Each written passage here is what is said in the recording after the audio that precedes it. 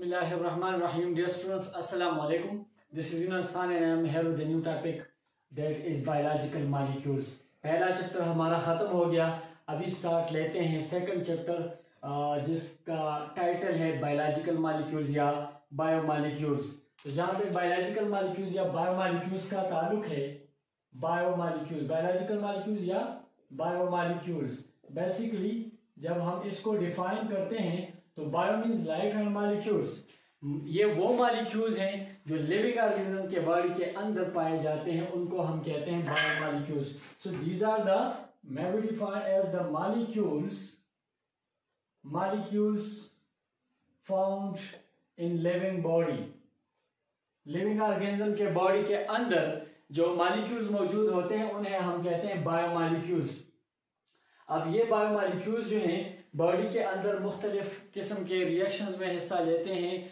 तो इनके रिएक्शंस, इसके स्ट्रक्चर और कंपोजिशन और फंक्शंस को जब हम स्टडी करते हैं तो एक ब्रांच बनता है हमारे पास बायोलॉजी का, जिसे हम कहते हैं biochemistry.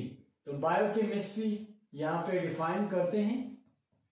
Biochemistry may be defined as the branch of biology that deals with the study of structure, composition, functions and chemical reactions of the molecules in the body.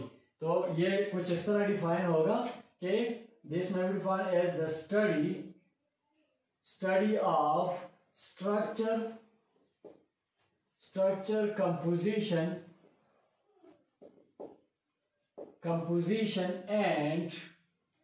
chemical reactions occurring inside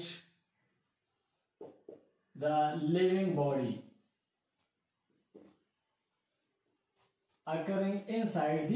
living body. वो किस्म के molecules जो living body में मौजूद हैं उन्हें biomolecules कहते हैं, और उसके स्ट्रक्चर, कंपोजिशन और इनके जो केमिकल रिएक्शंस बॉडी में होते हैं, इस ब्रांच को या इसके स्टडी को हम बायोकेमिस्ट्री का नाम देते हैं. अब यहाँ पे जो है आप लोग अगर देख लें तो यहाँ पे केमिकल रिएक्शंस एक लफ्ज आ गया. Chemical reactions occurring inside the living body. Body के अंदर जो केमिकल रिएक्शंस होते हैं, यहाँ पे थोड़ा सा इसका तस्करा करते हैं. याद रहे वो केमिकल रिएक्शंस जो बॉडी के अंदर पाए जाते हैं. The sum of all those reactions which are taking place inside the body, they are collectively named as metabolism or metabolic reactions. वो रिएक्शंस जो लिविंग ऑर्गेनिज्म के बॉडी में होते हैं in the presence of enzymes, तो ऐसे reactions को हम मेटाबॉलिक रिएक्शंस या मेटाबॉलिज्म का नाम देते हैं. अब हमेशा याद रखें जितने भी रिएक्शंस होते हैं उनमें या तो बॉन्ड बनेगा या बॉन्ड ब्रेक होगा, बॉन्ड फॉर्मेशन या बॉन्ड ब्रेकेज काज होगा. तो इस लिहाज से मेटाबॉलिज्म जो है ये फिर दो तरह का होता है.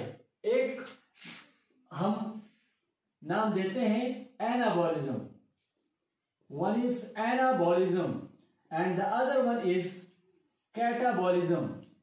Anabolism and catabolism. एनाबॉलिज्म वो किस्म के मेटाबॉलिक रिएक्शंस है जिसमें बॉन्ड फॉर्मेशन काज होता है. For example photosynthesis, protein synthesis, इसके अलावा लिपिड सिंथेसिस या पॉलीसेकेराइड फॉर्मेशन. इसमें क्या है, इसमें बॉन्ड्स बनते हैं और कॉम्प्लेक्स मॉलिक्यूल्स जो है वो बन जाते हैं. कैटाबॉलिज्म में क्या होता है, इसमें बॉन्ड ब्रेकेज काज होता है. जिस तरह के रिस्पायरेशन, ग्लूकोज को ब्रेक किया जाता है, या इसके अलावा प्रोटीन डाइजेशन, लिपिड डाइजेशन वगैरह, इसमें बॉन्ड्स ब्रेक किए जाते हैं. तो आप लिख सकते हैं कि anabolism is what, this is that kind of metabolic reactions in which the bond formation occurs. Here bond formation takes place, while in case of catabolism the bonds are broken down. In this case bonds between the atoms of a molecule are broken down. जब bonds break किए जाते हैं तो इसको फिर हम catabolism का नाम देते हैं, that is called as catabolism. अब यहाँ पे याद रख लें, एनाबॉलिज्म का अगर आप एग्जाम्पल लेना चाहते हैं तो फॉर एग्जाम्पल इसमें एक कॉमन एग्जाम्पल है हमारे पास फोटोसिंथेसिस।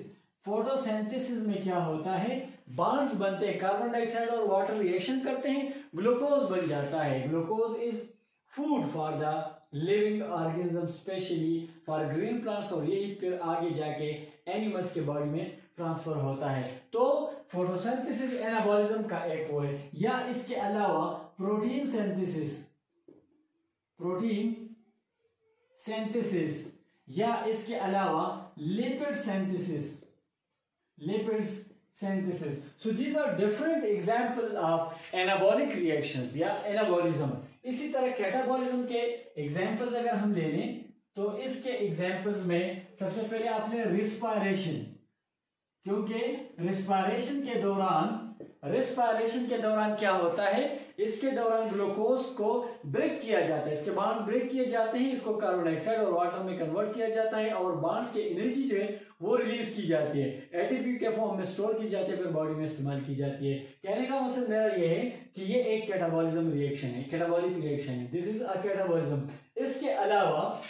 इसके अलावा आप प्रोटीन डाइजेशन भी ले सकते हैं, प्रोटीन डाइजेशन ऑफ प्रोटीन में भी सारे पेप्टाइड्स बॉन्ड ब्रेक किए जाते हैं, अमीनो एसिड बनाए जाते हैं। या इसके अलावा आप लिखें लिपिड डाइजेशन, लिपिड्स का डाइजेशन जब होता है तो भी बॉन्ड्स ब्रेक होते हैं और आखिरकार जो है ग्लिसरॉल और फैटी एसिड्स हमें हासिल होते हैं। सो दिस मीन के कैटाबॉलिक रिएक्शंस के दौरान क्या होता है, बॉन्ड्स का ब्रेकिंग डाउन काज होता है, एनाबॉलिक रिएक्शंस के दौरान बॉन्ड फॉर्मेशन काज होता है। तो ये सारे जो रिएक्शंस हैं ये सारे कलेक्टिवली जो है मेटाबॉलिक रिएक्शंस या मेटाबॉलिज्म नाम इनको दिया जाता है। So this is about the metabolic reactions in the body and biochemistry. अब आते हैं बायोमॉलिक्यूल्स, बायोलॉजिकल मॉलिक्यूल, जो हमारे चैप्टर का टाइटल है मेन। तो बायोलॉजिकल मॉलिक्यूल्स या बायोमॉलिक्यूल्स हमने कहा these are the molecules found in the body. Body में जो मॉलिक्यूल्स मौजूद होते हैं उन मॉलिक्यूल्स को बायोमॉलिक्यूल्स का नाम दिया जाता है। अब ये बायोमॉलिक्यूल्स जो हैं, ये बायोमॉलिक्यूल्स फर्दर दो किस्म के हैं। एक किस्म के बायोमॉलिक्यूल्स जो हैं उसे हम कहते हैं inorganic biomolecules, they are further of two kinds, the biomolecules are of two kind, inorganic and organic, inorganic या ऑर्गेनिक, ठीक है। इनऑर्गेनिक मॉलिक्यूल्स का एग्जांपल अगर हम ले लें तो इसमें आपके साथ जो है वाटर, क्योंकि इसके प्रॉपर्टीज इनऑर्गेनिक के हैं, इसके अलावा जो है इनऑर्गेनिक सॉल्ट्स, इनऑर्गेनिक सॉल्ट्स जो हैं, ठीक है, इनऑर्गेनिक सॉल्ट्स, या इसके अलावा आप लिख सकते हैं मिनरल्स, इसी तरह carbon dioxide, oxygen, all these are what inorganic molecules. Organic molecules अगर हम लेना चाहें तो ऑर्गेनिक मॉलिक्यूल्स में कार्बोहाइड्रेट्स, इसी तरह proteins, lipids, nucleic acids, conjugated molecules, etc. So all these are the organic biomolecules, organic molecules which are found in the body of living organisms. तो मतलब ये हुआ कि बायोमॉलिक्यूल्स जो है प्रॉपर्टीज के लिहाज से दो टाइप के हैं, इनऑर्गेनिक प्रॉपर्टीज वाले इनऑर्गेनिक मॉलिक्यूल्स और ऑर्गेनिक वाले ऑर्गेनिक मॉलिक्यूल्स। तो ये फिर साथ में इनके एग्जांपल्स हैं और फर्दर हम इनमें एक्सप्लेनेशन इंशाल्लाह इस चैप्टर में जो डिस्कशन हम करेंगे तो उसमें वाटर जो है बहुत इंपॉर्टेंट है इनऑर्गेनिक में से। तो वाटर के प्रॉपर्टीज डिस्कस करेंगे और बॉडी के लिए इंपॉर्टेंस डिस्कस करेंगे। ऑर्गेनिक में carbohydrate, protein, lipids, nucleic acids और लास्ट में कंजुगेटेड मॉलिक्यूल्स डिस्कस करेंगे पूरे डिटेल के साथ इंशाल्लाह इस चैप्टर में। इस चैप्टर में पूरी बायोकेमिस्ट्री इन्वॉल्व है, लिहाजा काफी ध्यान के साथ सुनिएगा, इसको काफी ध्यान के साथ जो है नोट कीजिएगा। ये इंशाल्लाह आप लोगों के लिए चैप्टर बहुत फ्रूटफुल साबित होगा। कोशिश मैं करूंगा कि जितनी ज्यादा अहम जो है उसमें एक्सप्लेनेशन दे सकूं, कोशिश करूंगा कि दे दूं। अच्छा, अब ये तो एक क्लासिफिकेशन हो गया। इसके अलावा on the basis of molecular weight of the biomolecules again there are two kinds. On the basis of molecular weight भी दो काइंड्स हैं। एक को हम कहते हैं माइक्रोमॉलिक्यूल्स, तो micro molecule, micro means small, ये वो मालिक्यूल हैं जो छोटे इंतहाई, जिसका मॉलिक्यूलर वेट वेरी स्मॉल है, they have a very low molecular weight, low molecular weight. ऐसे किस्म के मॉलिक्यूल्स को हम माइक्रो मॉलिक्यूल्स कहते हैं। फर्ज क्या, अगर हम ले लें ऑक्सीजन एक माइक्रो मॉलिक्यूल है, इसके अलावा कार्बन डाइऑक्साइड, इसी तरह वाटर, इसी तरह glucose etcetera, these are what, these are micromolecules, these are the examples of macromolecules। इसी तरह दूसरा जो हमारे पास ग्रुप बनता है that is called as macromolecules, the macromolecules। तो जहां तक मैक्रोमोलिक्यूल्स का ताल्लुक है, याद रहे मैक्रो मीन्स है, माइक्रो मीन्स स्मॉल, माइक्रो का मतलब है स्मॉल, मैक्रो का मतलब है लार्ज, लार्ज, हाई, ठीक है ना। तो ये वो मॉलिक्यूल्स है जिसका मॉलिक्यूलर वेट हाई होता है। These are the molecules that have high molecular weight, high molecular wait.